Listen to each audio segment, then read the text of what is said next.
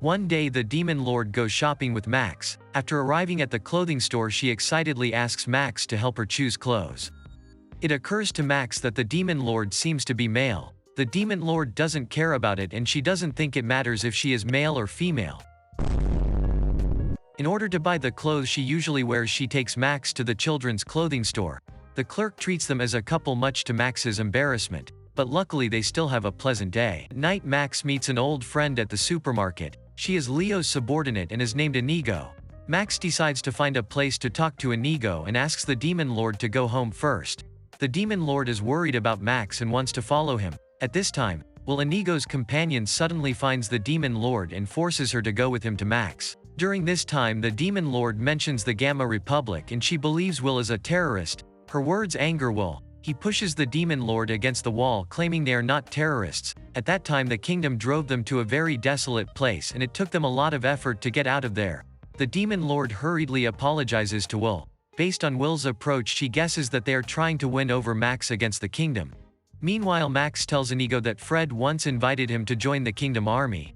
Knowing that Max rejected Fred, Inigo feels much more at ease. She gives Max a ticket to the Gamma Republic and invites him to join them. Embarrassingly, as soon as she finishes her words, Will appears in front of them with the Demon Lord. Will mistakenly thinks that Demon Lord and Max are a couple. He captures the Demon Lord with the aim of using her to force Max to agree. Inigo believes that threatening others is something that terrorists do and is very unhappy with Will's actions. Max strongly agrees with Inigo, plus the Demon Lord is not his girlfriend and he rejects Will. Will thinks Max is just a coward who even denies he has a girlfriend. Now Max has rejected them and Will claims he won't let them go easily. Max finds him very annoying. While he is humiliating the Demon Lord, he rushes forward and throws him into the sea. Oh my God, bro. Oh, hell no. Inigo rescues Will and demands that he apologize to Max, who then accepts apology. After parting with them, the Demon Lord asks Max if he wants to join the Gamma Republic. Max doesn't want to be enemies with either Leo or Fred and remains neutral. The only thing he is interested in is the ticket given by Inigo. Tickets to the Gamma Republic are not sold in the kingdom and are hard to come by. After returning home, Max decides to sell tickets online. Not wanting to miss the opportunity to travel to the Gamma Republic, the Demon Lord stops him. She sets up a teleportation array in the cupboard so they can return home directly in case of an accident. She then casts magic to hypnotize Max and get him to agree to go with her. By the time Max regains consciousness, he is already on an airship to the Gamma Republic. The Demon Lord stresses that they are not here for tourism and that they should take this opportunity to investigate the Gamma Republic. Max sees her outfit and suspects she just wants to travel. Soon they arrive in the Gamma Republic. Leo and most of his old subordinates know Max, so the Demon Lord prepares a pair of funny glasses for him. As soon as they arrive in the Gamma Republic, they see a huge hot spring. While they are enjoying the hot spring with their feet, Max asks the Demon Lord why she is involved in the war between humans. The Demon Lord replies that she is only preparing for another invasion of the human world. If both the kingdom and the Gamma Republic are damaged, she can gain a big advantage. At this time, the Demon Lord suddenly hears someone shouting Leo's name. It turns out that Leo is stirring the water. The hot spring is far too hot to soak in now, but adding cold water directly will dilute the natural mineral content in the hot spring. Therefore, they will stir the water to the right temperature. Leo personally stirs the water and warmly welcomes the sightseers on site. Max hasn't seen Leo in a long time. At this moment, he feels that Leo is still the same as before and has never changed. They met at the kingdom's tournament. Although Leo lost to Max at the time, they became good friends. After soaking in the hot springs, the Demon Lord and Max check into a nearby hotel. They become interested in the table tennis table in the hotel and immediately start a fierce table tennis game. But in the end, the winner can't be decided because they both have great force and cause the table tennis to split in half.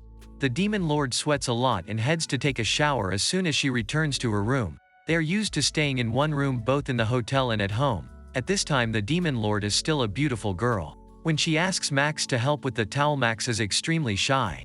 But he never expects that when the Demon Lord opens the door to get a towel, she turns back into a child again. Max feels it a pity that he can't see the sexy Demon Lord. After that, they have a very pleasant time in the Gamma Republic. Before leaving the Republic, they are attracted by Inigo, who is patrolling the streets. Inigo announces that it is currently forbidden to approach the border of the Republic and hopes that everyone will be careful. After hearing her words, two outsiders begin to discuss the reason why they cannot approach the border and guess it must be because of the dispute between the Republic and the Kingdom that causes the ordinary people to be banned from approaching. Max doesn't want to be associated with the war and decides to get out of here right away. At this time, a middle-aged woman selling local snacks tells them that there are often wars near the border and the locals have long been accustomed to it, asking them not to be worried. The Demon Lord thinks the opposite of Max. She sees this as a valuable opportunity to confirm the strength of both the Republic and the Kingdom. Coupled with the fact that they have not carried out reconnaissance in the past 2 days, she decides to take a look near the border. So against Max's wishes, she forcibly uses flying props to take him to the border. Because Max is so heavy, they accidentally fall when they land. Upon arrival, the Demon Lord and Max hide in the grass and use binoculars to check the battle. The Republic uses weapons that can fire magic. Even people who can't cast magic can fight with this weapon.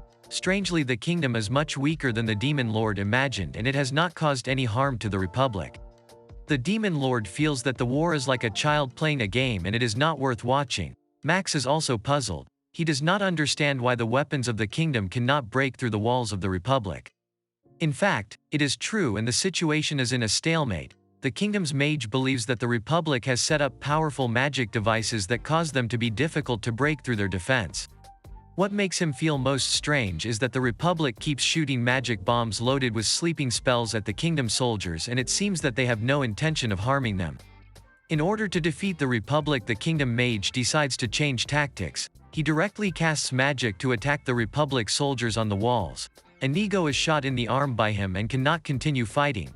At this time, Leo feels a strange demon aura and rushes near the border. He creates a hurricane with his spear and defeats the Kingdom's army with a single blow. The captain leading the Kingdom's soldiers is an acquaintance of Leo's.